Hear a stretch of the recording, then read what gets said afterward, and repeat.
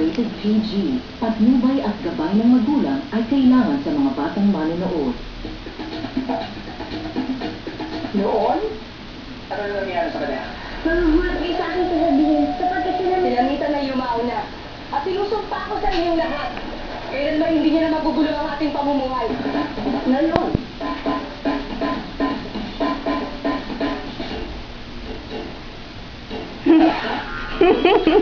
Am I just too old? O gano'n na nga ba talaga kalaki ang ipinagbago ng ating wika?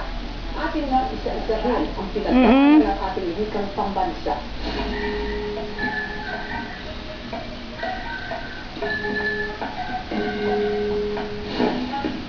Una sa kasaysayan, ang nakilalang alpabeto noong panahon ng mga sinaunang Pilipino, ang alibata. Ang alibata, yan ang ating unang hinanap na alpabeto. At yan naman tinanggap nung panahon na yun. Simbolo kasi yun Una, mahirap sulatin.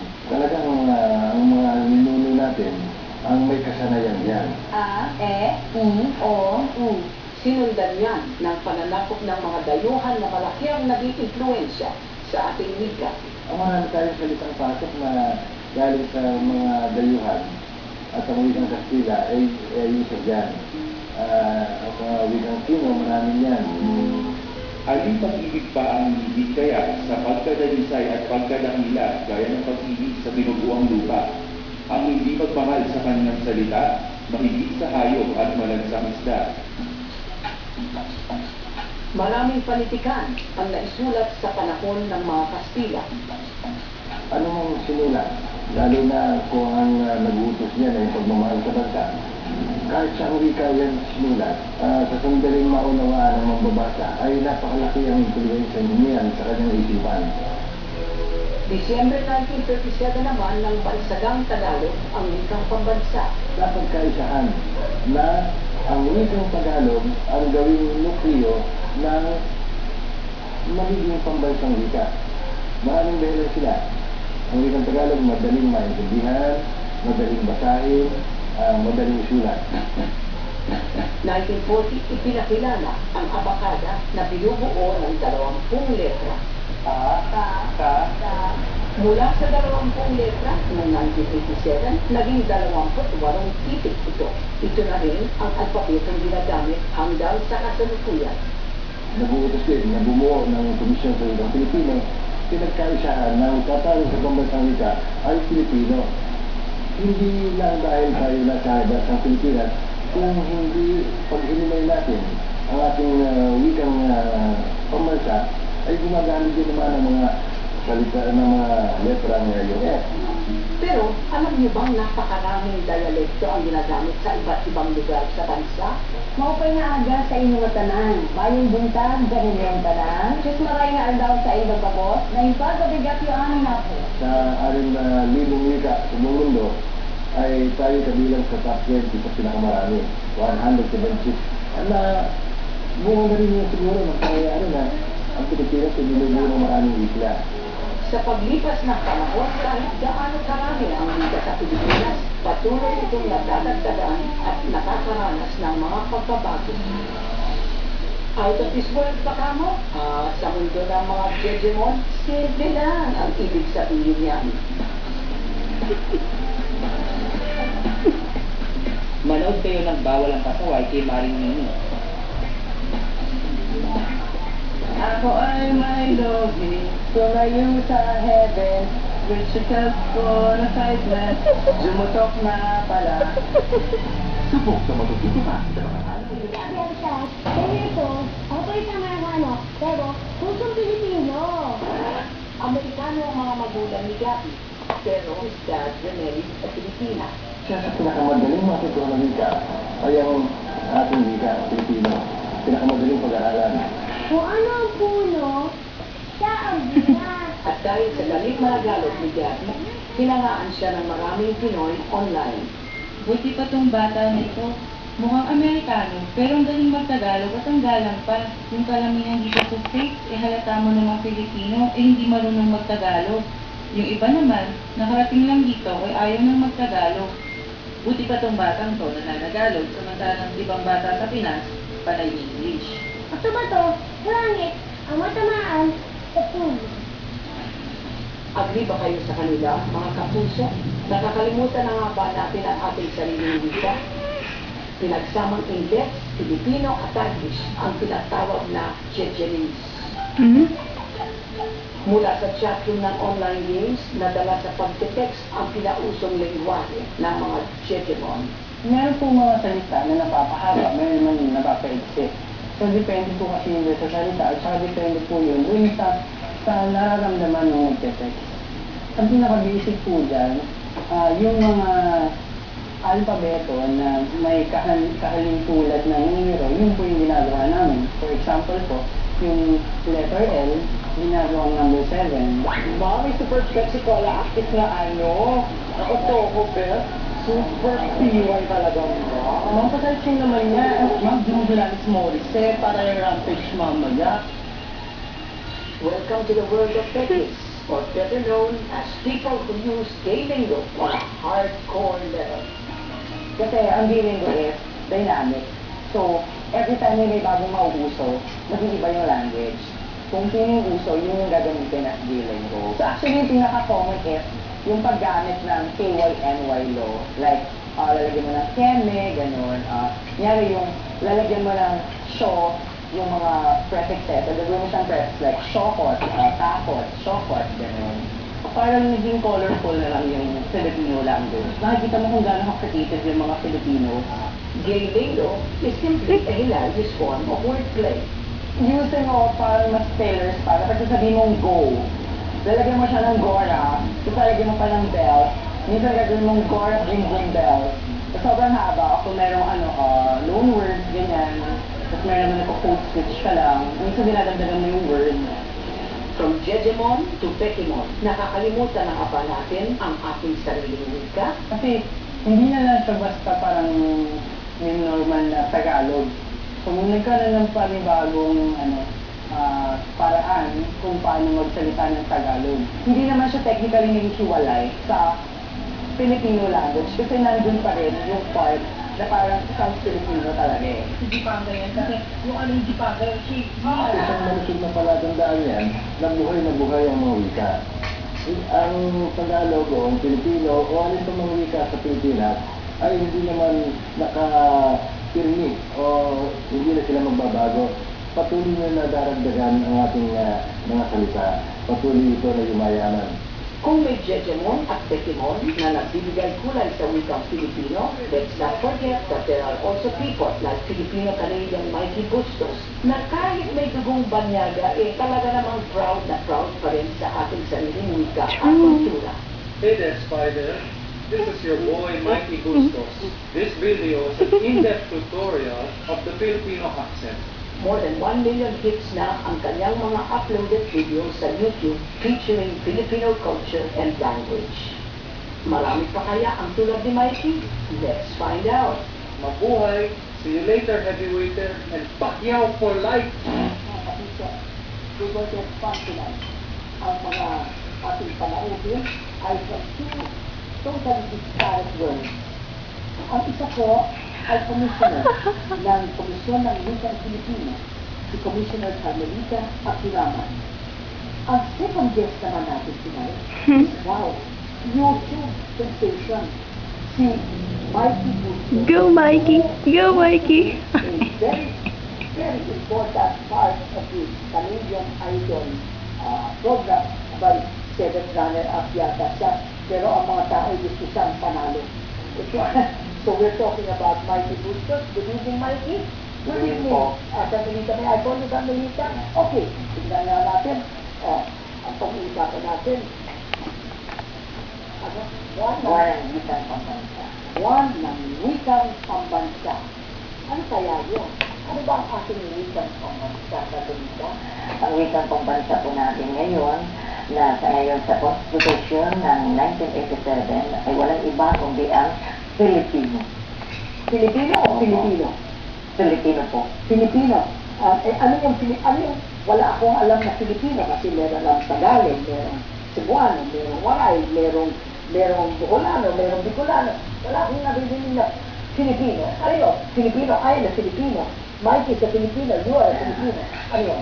Kapag ang pag-uusapan ay tungkol sa wika, Filipino po. Pero kapag tao na naninirahan sa Pilipinas at dito sininang Pilipinas. Ah, gano'n. So ako'y Pilipina. Kayo'y Pilipina at siya'y Pilipino. Dako. In other words, ang Pilipino ay kumukuha sa iba't ibang mga languages. At ano sinabi mo, Mikey, doon sa YouTube mo? Kung sinabi mo, ilang languages natin? May over 171 native languages. Oo. Meron na. O, ilan talaga yan? Sa kasalukuyan, mayroon tayong 176 mahigit. Okay, Mikey, sa palagay mo, marunong ka na magsalita ng Filipino? Opo, I'm learning na kasi I just landed in Philippines December lang. So, parang 6 months and I've been learning Tagalog just from talking. Tapos, may GMA Tagalog workshop. Sino ang nagtuturo sa atin? Tagalog teachers lang. Magagaling ba? Opo, very helpful. Pero hindi yan Filipino, yan Tagalog. Kaya ba, Carmelita, when you speak, ang pagsasalita mo ba Filipino yan o Tagalog? Filipino po. Kasi pag sinabi natin Tagalog, iyon ang pangunahing wika ng Luzon sa Katagalogan. Isa yan sa itinuturing na major language. Kaya hindi pa nagagalit ang mga Cebuano kasi parang ang Filipino mas maraming Tagalog na salita kaysa sa iba. Yung utang, sa waray utang, kahit yung 11 pambansa, walang pinagbago hanggang Tagalog, hanggang wikang pambansa, utang pa rin. Ibig sabihin nun, utang, isa universal word, alam ng buong mundo. Ibig sabihin, may utang ka. Ikaw naman, Mikey, you were you have an American accent when you wish to, tapos yung Filipino accent, tapos natutunan ba yan sa mother at sa daddy mo? Opo. Ganun ba sila magsalita hanggang ngayon? Yeah, Gano'n katagal na sila sa States? my whole life I was there. So, Yung parents mo? 40 years. 40 years, ganun pa rin sila magsalita para Filipino, wala silang words. No, they still have the accent. They still speak Tagalog. And growing up, they spoke to me and my brother in English lang, pero with Filipino accent. So, that's why I can speak with Filipino accent fluently. Kaya lang hindi ka marinig mag-Filipino o mag-Tagalog. Yeah, I'm still learning Tagalog na. Hindi mo naiintindihan ang mga parents mo nung nag-uusapan sila sa kanilang... Medyo. Ngayon, now I can. More than before.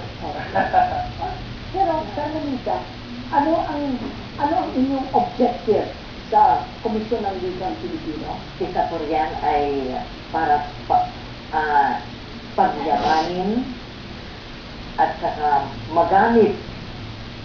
mayakap ng sambayanang Pilipino ang ating sariling wika. So, lahat ng mga eskwela, all over the Philippines, ang gagawin nila, uumpisahan nila ang pagtuturo sa mga bata sa kanilang Katutubong wika. ayun na tinatawag ng kamatubong wika. Ayan. Sang-ayon ba kayo dyan? Sang-ayon po kami dahil ang sa Komisyon sa Wikang Filipino, hindi lang naman wikang pambansa at iba pang mga wika. Kasama na yan ang lahat ng mga wika sa buong Pilipinas. In other words, you're saying that importante. Napakahalaga. Pero hindi ba, let me be devil's advocate pa ako dito, hindi ba kung silang tayo dito, silang tayo doon, ang ating wikang pambansa is magiging talagang hybrid na. Pero, the majority, admit, the majority of the world ang Tagalog. Ayun ang kinaiisa ng mga Waray, mga Bocolano, mga Cebuano, etc. Kasi hanggang sa ngayon, sa Cebu po, alam niyo ba yun? Pag kumakanta sila ng pambansang awit, Cebuano yata ang ginagamit nila. Ang wika ni Mikey is English. Mother tongue mo, English. Ngayon na, dito ka, you've been here 7 months. Marunong ka na bang kumanta ng Filipino kanta? Opo. Ano Filipino? My favorite one is Kahit Isang Saglit. Sige nga, pakita mo sa atin yung Canadian idol na temperament singing a Filipino song by Martin Rivera. Sige, a cappella. Paano ang puso kong ito ngayon wala ka na sa piling ko kung kailan sikat ang araw at lumigaya ang aking mundo. Wow! Pero ano sinatamo sa Canadian Idol? English song. English. Ano ang favorite song na that you do? My most well-known one was Hello by Lionel Richie. Okay, Carmelita, pakita mo nga sa amin. Wala ka, pero meron ka bang kantang, meron ka bang alam na kantang Filipino? Meron po. Pero kayo, hindi po marunong umawit. Kontra. Kasi hindi. Walang Filipino, hindi marunong umawit. Hindi gaanong kaganda. Pakita mo lang sa amin. Ibig sabihin, ang mga waray hindi marunong mag-marunong. Sige, kumanta ka. Pakita mo sa amin. Sa'yo, nais kong mabuhay. But tell us, Mikey, bakit ka pumunta dito sa Pilipinas?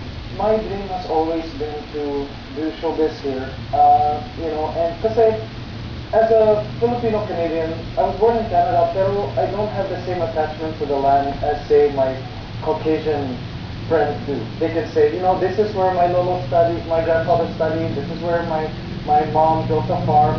Ako, I can say that in Canada. I come here and I say, this is Manila, where my dad grew up. I can go to Tuguegarao and say, this is where my mom's from. And actually learning and speaking Tagalog on camera and in showbiz here, it's a big honor to me. Kasi I feel like it's paying tribute to me. Sino ang nagbigay sa iyo ng break mo? GMA was the one who contacted me right away. And, they said, come to Philippines. And I wasn't able to come until January this year. And That's why you were here in December, you were here in January. January, yeah. Okay. Yeah, I came for Christmas. I visited in GMA in January. Okay. And they immediately gave you a contract. Kita mo? Ayan. So can you tell us, Carmelita talaga, why do you think napaka-importante ang wikang Filipino other than the other 11? Yung kasama na rin po yun kasi yun ang pinaghanguan, yung 11 pangunahing wika. Kasi Tagalog, bagamat hindi maikakaila na yun ay nucleus, pinaghanguan ng ating wikang pambansa na mayroon 95%, 95%. Oh, 95% of wikang Filipino is Tagalog. Why don't you just call it Tagalog na may mixture of the others? Naging wikang pambansa po ang Tagalog, pero panandalian lamang. Oo, yun. Bakit panandalian? Bakit? Ano ang kasi marami ang tumutol. Ayun, nagkainditan. So okay na sa kanila ang wikang Filipino, 55% lang ang the other 10 major languages and 95% Tagalog. Hindi ba po Suelo de Bobo yun? No. Gano'n na. Honest ka. Bakit nag-iisap tayo ng Taglish? Ano yung Taglish? Pag-akbay na sa salita, Taglish ba yun? Filipino ba yun? Ay, Filipino ba yun? Pag nagsasalita ng may halong Tagalog at saka English, iyon ang sinasabi nilang Taglish. Pero, hindi ang Filipino. Masasabi pa rin natin na yung may isa pang termino na tinatawag dyan para naman hindi maging Taglish, yung code switching. Kasi hindi natin maiwasan na hindi tayo makapag-switch dahil nga hindi naman katulad noon na dalisay ang paggamit ng Pilipino. Pag Pilipino noon kasi nandoon pa maririnig natin ang mga salungkuya, wala na yan ngayon. Bakit nawala yun? Nawala na kasi yung nga ang mga dalisay na Pilipino noon. Anong dalisay? Dalisay yung puristic. Yeah, but Pag sinabing Pilipino. Ayan ang magandang Pilipino because it is so evocative. Salumpwet, wala ka ng ibang maiisip kung hindi siya. O, bahaghari, wala ka ng maiisip kung hindi. Di ba yung rainbow? Bahaghari yun. I remember that. That's what I remember with fondness. Pero sasabihin mo sa akin, ano yan? Jejemon at saka Bitemon? Ano yun? Ikwento ko nga sa akin yan. Hindi na ba yan? Pag sinabing Digimon, ito ang tagurin sa pananalita ng mga kabataan. Yan ang Digimon. Ito ay mula sa Japanese anime na Pokemon na ang mon ay nangangahulugang isang Bandaan niya ganin. monster. Kaya tinatawag na Digimonster. In other words, yan pala hiniham natin sa Japan. Paano naging kulturang Pilipino yun? Tayo. Sa mga Ikaw, mag-visit ng video. ano lang, what's the other? I'm going to be very careful about how I pronounce that. I know they use Bekimon a lot in showbiz. Okay. So, parang like a... Speak to me in Bekimon. Ay, Hindi. dapat Tingnan na, huwag kayong malis dyan. Ang sasalita ngayon si Mikey sa atin ng dapat Bekimon at saka Jejemon. Kasi this is part of one ng wikang pambansa. Ang pag-uusapan ngayon natin, Jejemon at Kabalo sa mag-Becky mo. Pwede lang mga gi. You to me. Tayo mga kapuso. Ang balance sa jiu-jitsu. Bago tayo mag-uusap tungkol sa Jejemon at Bekimon, magta-tongue twisters muna tayo. Ang uunahin natin magsalita itong mga tongue twisters ay si Mikey Bustos natin. Okay, go. Minikamiko ni Monica ang makina ni Monica. Ikaw nga. Biniganiko ni Monico ang makina ni Monica. Ako! Wala. Minekaniko ni Monico ang makina ni Monica. Oh! Hey. Excuse me! Okay, next. Okay, that's the first sentence. Pitumpit, pitong, puting, pating. That's right. No. Pitong, put. I cannot understand the writing. Pitong put, pitong, puting, pating. Oh, ikaw na balita. Pitumpot, pitong, puting, pating. Oh. Eto na. Pitong puting-pating. Mga kapuso, tayo sinibasa dyan. Ayan, meron pang isa. Di butiki. Butiki, bituka, botika. Butiki, bituka, botika. Hard. Butiki, bituka, butika. Okay. Butiki, bituka, botika. Kita nyo yan? Hanggang dyan lang ako actually. Okay, now let's go to Jejemon and Bekimon. Since you are the youngest of us all here, Mikey, you have the tail, you have the floor. Jejemon is used usually for text and for internet. So, parang chat, Twitter, and for mobiles like that. Tapos, Bekimon, from what I understand, is over-stylized way of speaking Tagalog. For example, if you say, Tom Jones ako, diba? That means I'm hungry. Tom Jones, parang ganun. So it's over-stylized. And Tom the same, Jones is gutom. Tom Jones, yeah, they actually have substitutions for words. And in Jejemon, it would just be gutom. So like G-T-M, like that. Kasi ang kultura natin, oo nga gutom na Pero idinadaan sa mga ganon, magamit ng Digimon, Jones na hindi alam ng iba na yung pala ay gutom na. Nandun kasi pang kultura natin, yung bang nahihiya pa rin tayo na sabihin ng lantaran o ng totoo. Kaya dinadaan sa mga ganon. Para dahil hindi sila maintindihan. Accepted ba ito Kamelita? Accepted? Because part of our ating kultura. Bagamat sa formal na pag-aaral, hindi ito tinatanggap.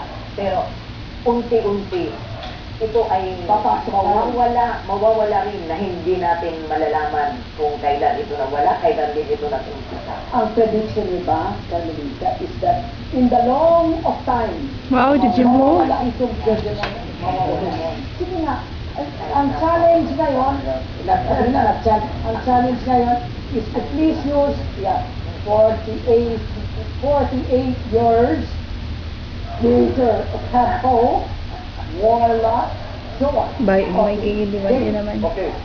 Ang Ba't lima? ganda, yung jowa mo. Wala ka ng imagination, Sige, Carmelita, pakita mo nga. Boss Digimon ang Digimon. Okay. Andito na ang head. Wala. Ako, Peter Ocampo ako. Kaya naman, natsugi ko. Ang tao kasi talagang Jaco. Ano ibig sabihin nun? Yan. Ayan. It means that I was sad or bitter. That's why I killed this person because he was ugly. Ang totoo na itong mga Digimon at saka Digimon, sa bandang huli, ito ang nag-iiwan ng problema dahil hindi ito formal na pag-aaral ng ating wika. Ano naman ang positive side sa'yo? It was interesting. Opo. Parang, you know, it's like adding a little twist to everyday language. Bakit nag-umpisa ang Digimon at Digimon? Habang patuloy na umiinog ang mundo, maraming mga pagpapago. Isa na rito ang wika. Kaya, itong mga nilikha ng mga kabataan na para sa kanila, ito ay pangpasaya, pandagdag o katuwaan. Habang hindi kumasaluhat sa kabutihang asal, hayaan sila. Kasi ito rin ang nagpapayaman sa ating wika. You see, alam niyo mga kapuso, kaya naging pangalan ng Digimon, kasi yung Becky comes from bakla. So it really originates. And there was probably, from what I now hear, that parang there was no attempt on the part of the gay community to spread it. They were just talking about among themselves. It was like a private matter. I can understand Digimon. I can understand that. I can appreciate it. I enjoy listening to it because it's a learning experience. Pero yung Digimon, ano yun? Hindi lang nagpapahirap, baka kung masyado tayong used to that, baka mawala na tayong mga rules ng ating language, rules ng grammar natin, etc. Digimon, merong light Digimon, may moderate Digimon, at saka may terminal Digimon. Ang light Digimon is yung mga ordinary cellphone shorthand. B2 na ako. Okay. Ang moderate is a take off on base pero maikli yung letters. Pero ang terminal, ayan. Saka ang word ng light pa lang, light. Pag terminally written, is Digimon, is Zaco. I'm not sure that I understand the positive benefits of Digimon, or for that sake, I wish I could learn Digimon. Can you imagine mga kapuso? Papasok ako dun sa kung sino-sino man lang dyan, at saka sasabihin ko, Tom Jones na ako. Siguro, yung mga apo ko, what's Wawa saying? Tom Jones na ako. Okay. Let us end this on a serious note. Ano ba ang pwede natin magawa? Ano ang paalala natin para hindi naman yung Digimon at saka Digimon and whatever the successors are going to maintindihan. Mga kababayan, hindi kailan sa atin na mayroon tayong wikang pambansa na walang pangkabi ang wikang Filipino. Ito ang tatak ng ating pagka-Filipino. Mikey. It's a classic Filipino that I want to learn. Parang in Canada, we don't learn Canadian French. We learn French from France. So it's like that. In other words, ayaw mong parang mixture, hybrid. Gusto mo yung puro. Maraming salamat, Carmelita. Maraming salamat, Mikey, for your insights dito sa buwan ng Wika Filipino. Ako ay have a slightly different take on it. Kaya, huwag kayong aalis dyan. Hintayin niyo ako, ha? Kung hindi, mabibekimon kayo. Ano bang ilan?